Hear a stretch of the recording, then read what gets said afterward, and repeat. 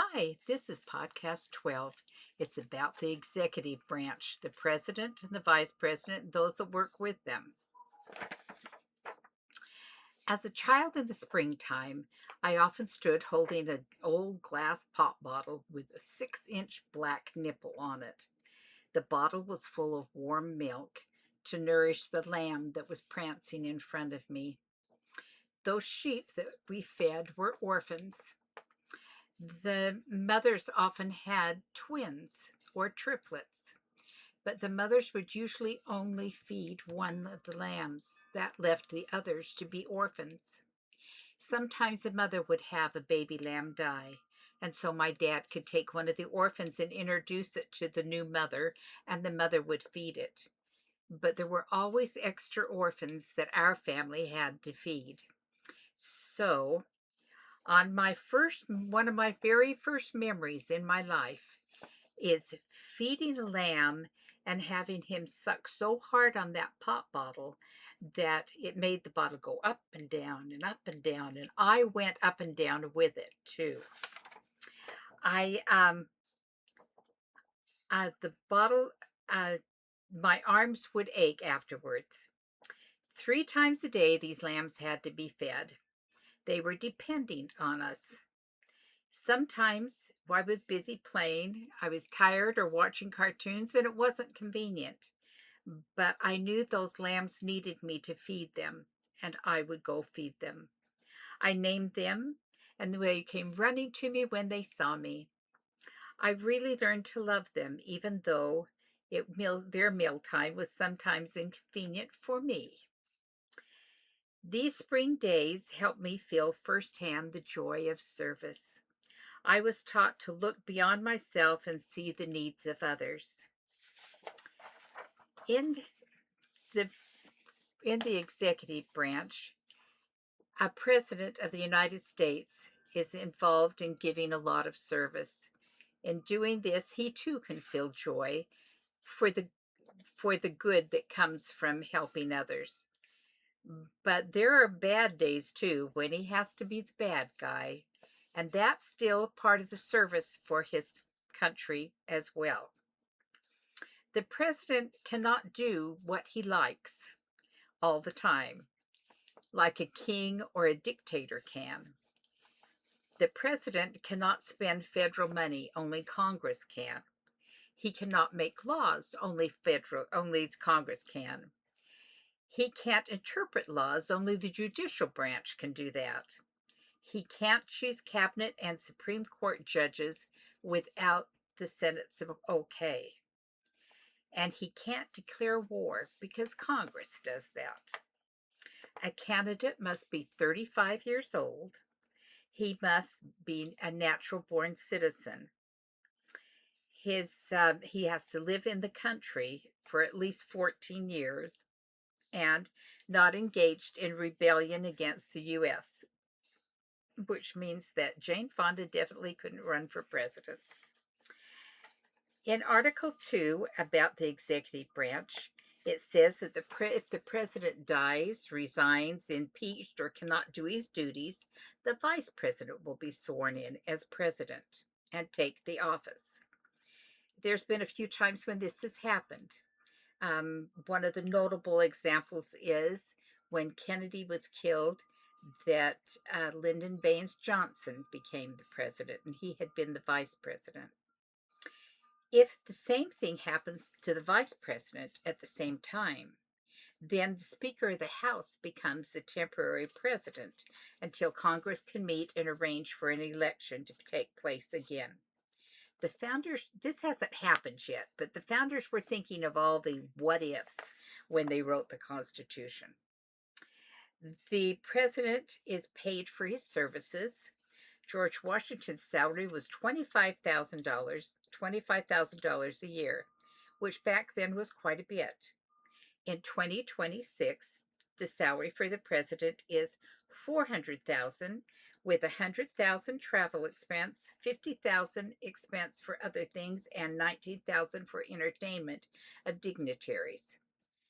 I can see how a president could easily spend that much money in doing his duties. Trump, JFK, and Hubert Hoover all chose not to take a salary. These were very wealthy men already, and good for them for that choice. A president cannot receive money from the state or another person or company during the time that they are acting president. This could be considered a bribe, and he could be impeached. He may still be earning money from his assets, his stocks, and companies already in place. In the Constitution is printed the oath of the president. The president can choose um, um, to put his left hand on the Bible and raise his right arm to take the oath, or he can choose not to use a book of any kind and he can just take the oath raising his right arm. Um, I have a copy of the, it isn't here, so I'm not going to show it to you. It's a copy of the oath, and it says, I do solemnly swear that I will faithfully execute the office of President of the United States and to the best of my ability protect and defend the Constitution of the United States. An oath is to bear witness before God, and in this case, fellow Americans as well, that what a man says is true, and what he promises to do, he means to do. The role of a president is then to protect and defend the Constitution and its people. I have chose to use the pronoun of a male president here, and but nowhere does the Constitution say it cannot be a female. Now we know that a president is not allowed to do, and what qualifications he needs, what the oath is that he takes. Let's look and see what he can do. My father, back in the 1950s, wore many hats. Men wore hats back then. In the early morning, he was a farmer. And in the rest of the morning, he drove a school bus. Then in the afternoon, he was a Raleigh salesman. And then in the later afternoon, he drove the school bus again. And then he was a farmer again.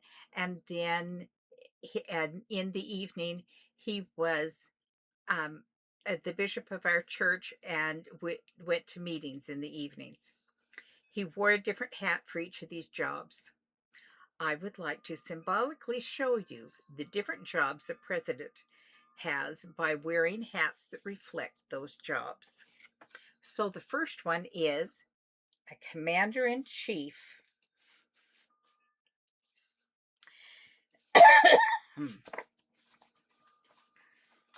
The commander-in-chief it means that the U.S. military obeys his command. The National Guard is under the command if they are called up for federal help. Otherwise, they are under the state governor's command. This is a lot of power and responsibility, but the president is tethered with Congress with checks and balances. His militant action have to be okayed by Congress within 90 days of him declaring a conflict. When you sign up for the military, you are sworn in a ceremony where you too have to raise your arm and pledge your allegiance to the country and to the president as your commander-in-chief. We just had Carson, our grandson, do this a month ago. The next power that the president has is to grant pardons. And when he puts on that hat and he's granting a pardon, he also can grant a reprieve. Now, a reprieve means that if you were sentenced to die and you were given a date to die, that he could give you a reprieve of a short period of time until things could be reevaluated. A pardon is that you are forgiven and your punishment has ended. The president does not have the power to give a reprieve or a pardon in the case of impeachment of a judge or a member of the executive branch. There are needs for pardons if people are found innocent or truly on a path that they will not repeat their crime again. If they are committed to a better way of making choices, like me doing laundry, then they should have a second chance. I wanted to tell you this story about me doing laundry.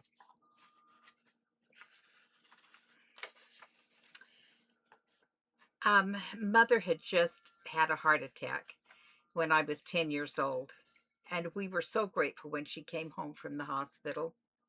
We all were given assignments by my father to do housework.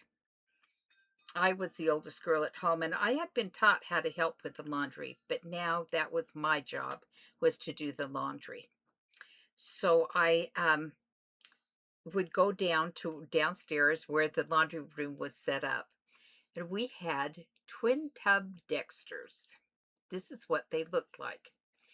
You washed here, you put the clothes through the wringer, the sudsy water came back into here, and the clothes went over into this tank.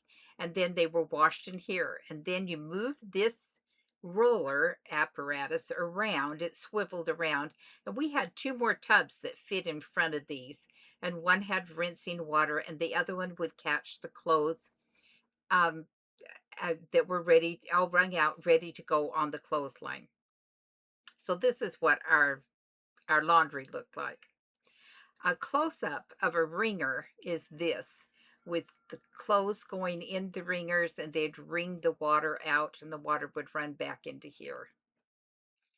And behind this, right here, is a bar that you would pull down to engage. You'd push it in to engage the rollers to be close together, and you would pull it out when you needed to release the rollers. Okay, let's go back to me. The wringer washer was a wonderful thing for us to have. It saved a lot of time. It worked well on all the clothes, all but the socks. The socks were hard for me. And by the time I got to the end of where the socks were, trying to get them into the wringer, my fingers would get so close to that wringer. And I was washing socks and wringing them out, and zap, one day it ate up my hand, and I barely got to the bar to release it, to get my hand out of there before I lost my thumb. And so I had so much adrenaline, my heart was beating so fast, and I was scared to death of this machine. But I knew I had to finish the laundry. So I tried it again, and it happened to me a second time. And this time my hand almost went flat, and it just hurt and throbbed so bad. I was in tears. And my dad came to my rescue, and he finished the laundry. And much to my older brother's chagrin, he made him hang the clothes up. 1 week later, my hand had plumped back up again, but it was time to do the laundry again. And I played every avoidance technique I could do and come up with. And finally, with great reservations, I approached the washing machine again. And as the clothes were agitating and in the wash tub, I was determined that I would learn from my mistake and I wouldn't do that again with a wringer with my hand. And so I went upstairs and I got the tongs out of the kitchen drawer, and I brought them down and I tried to put the socks through with the tongs. And the tongs went through the wringer and left a dent in the wringer. It always after that had a dent in it. And it did not work. So I went to the phone and I called my older sister. She was 10 years older than me, and she'd had lots of experience with that wringer washer. And I told her what my problem was. And she said, "Oh, honey, never put one sock through at a time. You grab a bunch of them, like 3 or 4 of them at a time, and you just plop them in and you let go, and they'll just feed it straight through. You don't, if you try to put them in one at a time, they're just too loose and wobbly." And she said, "Do 3 or 4 at a time and put them through." And it worked like a charm. And I have thumbs to prove it. And things got easier for me. Life and time are too valuable to risk making the same mistakes over and over again. There's always a better way. And if you can't think of it, find a professional who can help you. And that's a lot like giving pardons. If you if people are learning from their mistakes, finding a better way of living and doing things, and have and truly are on the right path, they deserve to have a pardon. Um, this originated back in the 1600s in England, and they called it prerogative of mercy. The pardon concept persisted in the Constitutional Congress when Alexander Hamilton suggested it. They debated who they should give this power to, and they decided definitely not the judicial branch because they were the ones giving the sentencing. And so they gave it to the the executive branch. Um, the presidential pardons can only be for federal crimes. All other pardons come from state governors. George Washington gave the first pardon after the Whiskey Rebellion in Pennsylvania. And the most controversial pardon that was ever given was by President Andrew Jackson when he pardoned a man named Jefferson Davis. And here's a picture of Jefferson Davis. Jefferson Davis was was the president of the Confederacy of the South during the Civil War. Davies had been in the House of Representatives, a senator twice, fought in the Mexican-American War. He was Secretary of War for the United States. He resigned as senator when Mississippi left the Union in 1861, when the Civil War had just begun. Um, after Civil War, he was imprisoned for treason. He spent 2 years there, and then he was pardoned by Andrew Jackson. And it was mainly, this pardon mainly came as in hopes of mending some of the tension that was still remaining after the Civil War. Okay, my next hat that I would wear is the president has the power to make treaties with other countries with 2/3 present Senate approval, which means if the Senate approves, if 2/3 of the Senate was there, and then you had to have half of the approval of the people who were there, and um, and so the president will go and talk with somebody about a treaty, and then they'll come back and make that proposal to Congress, to the Senate, and the Senate will okay it, or they will send the president back to refine it and change matters with the country. But because of the complexity of negotiating a treaty with a foreign country, it's easier to just have a person do it than a whole body of people from the Senate. And so that's why it was suggested it was put in the executive branch to do treaties. Treaties are worked out with the Senate and the president, unless in the treaty there's something to do with money.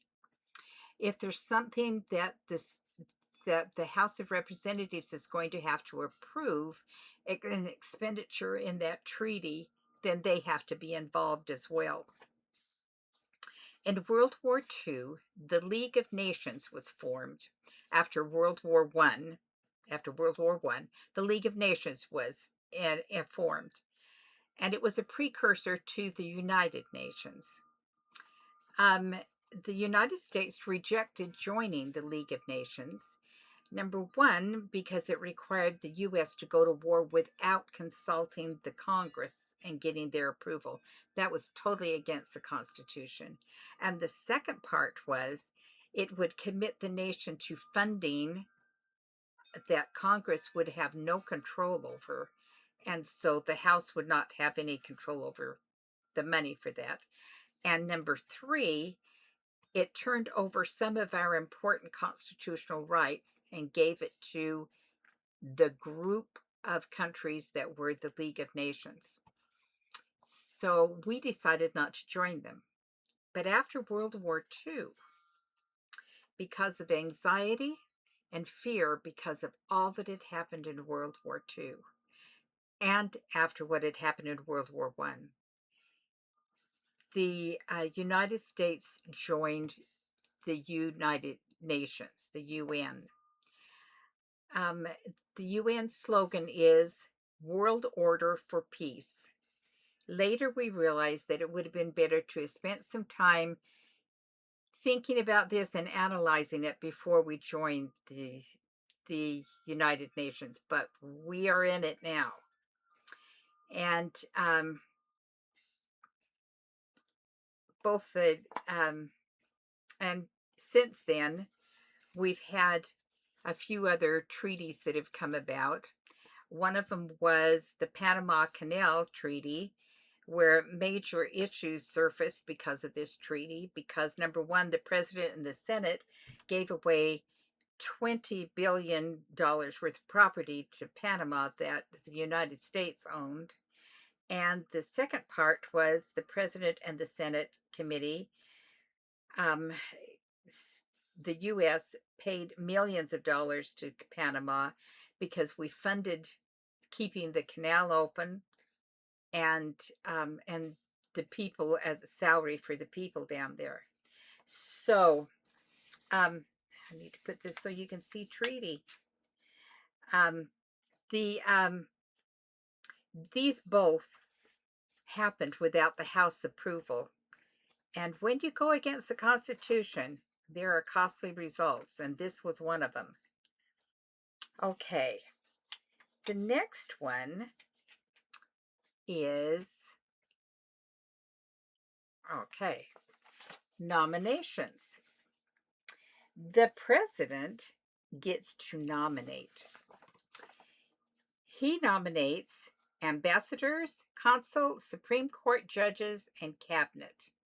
And he nominates the people, and then it goes to the Senate, and the Senate gets to decide yes or no. They get to have that office, and then they appoint the person and call them to that office. But the president always gets to nominate the people. He gets to choose who he gets to work with. This raises the question, what is to stop the president from requesting all his good old buddies come and be on his appointees? And that's why the Senate approval is important for checks and balances. To check out the integrity of the appointees. The president should be able to choose people who are the best qualified in the appointment he needs filled. He depends on the wisdom and smart, trusted people around him to advise him. I need to put that up so I can see. At a family dinner, we were discussing this podcast, and my son reminded me of two stories from the Bible that relate specifically to this specific power given to the president, making nominations. One is the story of Samson and Delilah. Delilah was constantly trying to find out how he got his strength. He was the Israelite who was defeating her people, the Philistines, and he loved her, but she tricked him. One time he told her if his wrists were bound then his strength would leave him. So she had men waiting to seize him, and she bound his wrists, and he had lied to her, and he had all his strength back, and so he was able to, and he fought off these men and he killed them all. So she told him, if you truly loved me, you wouldn't lie to me, and you would tell me the truth and tell me how you keep your strength. And so he did. And while he was in his sleep, she cut his hair. That was the secret. And he lost his strength, and he ended up being killed. Now, the second story is about a donkey whose master was Balaam. The king of Moab was afraid of the Israelites who had crossed the Jordan River and were conquering all the lands around him, the lands that the Lord had promised them. The king asked Balaam to help him fight against the large army of Israelites. Balaam was on his donkey, followed by his men, when an angel stood on the road with a drawn sword to stop him. The only problem was he couldn't see the angel, but the donkey could. The Balaam kept whipping that donkey to go forward. Finally, the donkey smashed him against a rock, and and then Balaam cursed the donkey. And the Lord opened the donkey's mouth so he could speak to Balaam. And the donkey said, "What have I done to thee that thou hast smitten me 3 times?" They had a conversation. Boy, howdy. If a donkey had talked to me, I'd be speechless. There's no way I could have a conversation. But not Balaam. No, he had a conversation with the donkey. And the donkey told him about the angel. And the angel the Lord opened Balaam's eyes, and he saw the angel. And the angel told him the donkey saved his life, because had he tried to go any further down that road, the angel would have killed him and his men. Now, if you were to choose, who would you have chosen as your advisor for your cabinet? Delilah or the donkey? Who would be smart enough and give you the best advice and not be trying to deceive you? Choosing good people to be around you makes all the difference in your life. And that's what the president has to do. Okay, the next one is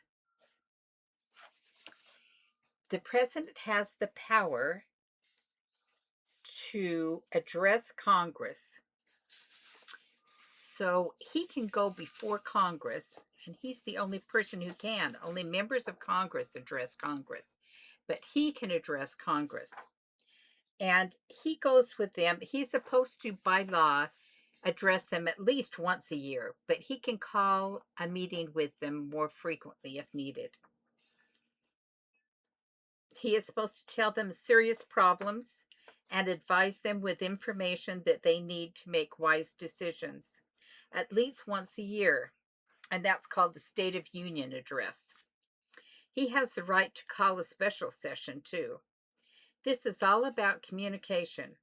Some secrecy is necessary, but more often, open communication in government is just as important. He is in a position of knowing more of the ins and outs of the military, foreign relations, economy, and the people's needs of all the states. This is the power to talk with Congress and was given to him. Okay, the next power is to receive foreign ministers and ambassadors. So, this sign on this hat says welcome, because he's supposed to receive them. And we needed a person to do this. This power is given the president the right to determine if the U.S. could so the U.S. can keep diplomatic relationships with another country. He can meet with them himself or assign someone to meet them for him. He can request an ambassador be recalled by his government and taken home. If there are strained relations of offensive lack of dignity or the welfare of the United States citizens are threatened, he can have foreign officials sent home at any time. My parents were in the Rotary Club of America, and they hosted dignitaries in our home quite frequently. Um, my father took them on tours and had interpreters assigned to him. One eve, Christmas Eve, we had planned a family dinner. It was all scheduled, and the Japanese officials my dad had been helping with were snowed in. There were no flights leaving. They couldn't get home for Christmas. My dad invited them to our family dinner. The interpreter could not come, so we did the best we could with sign language with them. It was interesting to see them turn down ice cream with their dessert. They went through their plate and tasted little bits of things to see if it was going to be palatable for them or not before they would eat it. It was interesting to watch them eat. I thought the ice cream was the best part of dinner, so turning down ice cream, I did not understand. These two men were quiet and kind, and after dinner, we all unwrapped one gift, as was our tradition. My older sister was there with her husband and children.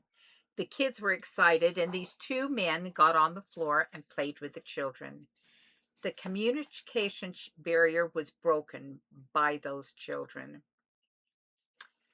What had been an awkward evening turned out happy and joyful. Diplomatic relations are important in keeping peace and learning to understand how we can globally better each other's lives.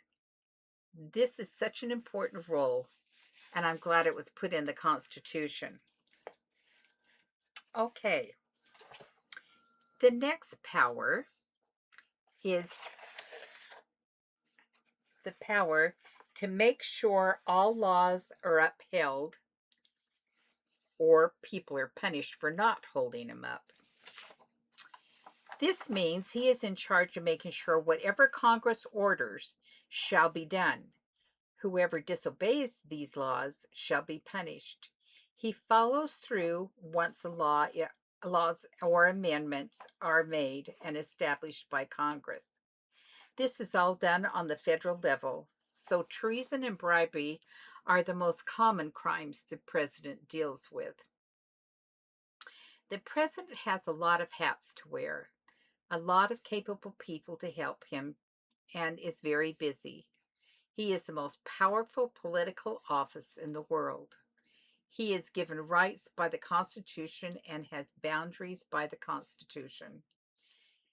This office deserves respect and should be held by an honest person of integrity. There is more to Article 1, but we have covered the highlights. Later amendments have given the president even more latitude and rights. King Benjamin in the Book of Mormon, though he was a king, he was a true example of a national leader. He didn't tax his people for his gain. He worked for his own living. He was humble, not arrogant. He was kind, but upheld the law. He wanted a good life for his people, and he wanted freedom for his people. Next time you vote for a president, use those characteristics and character qualities as a guide for your voting. May God be with you till we meet again.